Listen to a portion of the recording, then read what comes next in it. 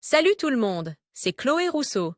Bienvenue sur ma chaîne où l'on parle d'économie domestique, de nettoyage, de propreté de la maison et d'élimination des tâches. Pensez à vous abonner pour ne rien manquer. Maintenant, allons droit au but avec le sujet de la vidéo d'aujourd'hui.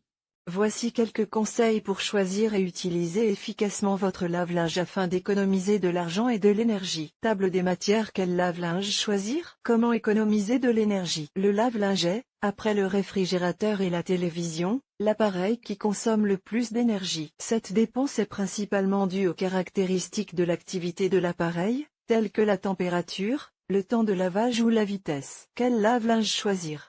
Regardez sur l'étiquette à quelle catégorie d'efficacité énergétique il appartient, de A à G. Les machines à sont recommandées car elles émettent moins de CO2 et permettent d'économiser l'équivalent de la consommation d'une famille moyenne pendant 9 mois au cours de leur durée de vie par rapport aux machines de classe G. La technologie Fuzzy Logic, quant à elle, permet à l'appareil de prendre des décisions au moment du lavage, comme, par exemple, d'adapter le temps en fonction du type de linge. Comment économiser de l'énergie? Remplissez le lave-linge au maximum de sa capacité, mais sans le surcharger, en essayant de ne pas dépasser 4 ou 5 kg de linge. Cela dépend également du tambour de l'appareil. Il existe aujourd'hui des machines d'une capacité supérieure à 7 kg. Essayez de ne pas utiliser des températures de lavage élevées. Une grande partie de l'énergie utilisée par un lave-linge, entre 80 et 85%, sert à chauffer l'eau. C'est pourquoi il est très important de laver, dans la mesure du possible, avec des programmes à basse température. Si la saleté ne le permet pas, il est recommandé d'utiliser de l'eau tiède. Ainsi, le cycle de lavage à 90 degrés Coulomb consomme presque 2 fois plus d'énergie que le cycle à 60 degrés Coulomb et 4 fois plus que le cycle à 40 degrés Coulomb. Aujourd'hui, les savons fonctionnent très bien même à froid. À moins qu'il ne s'agisse de taches d'huile,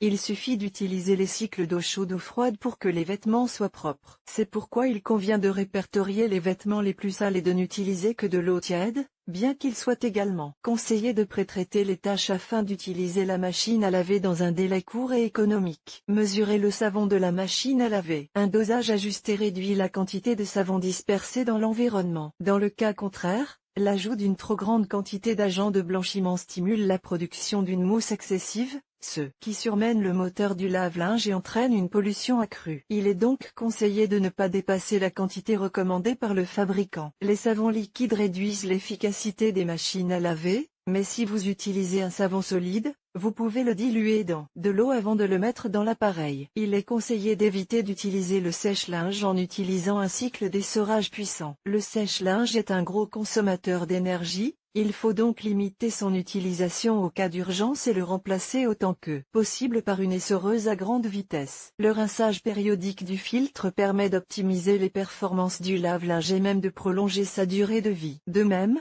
il convient de vérifier que l'orifice de ventilation n'est pas obstrué. L'utilisation du lave-linge pendant les heures de dépense minimale, ou la nuit si vous bénéficiez du tarif de nuit et à condition que son bruit ne dérange pas les voisins, permet de réduire les dépenses. Pour profiter de la puissance électrique convenue, il faut éviter d'utiliser le lave-linge en même temps qu'un autre appareil électrique, comme le lave-vaisselle ou la plaque vitrocéramique.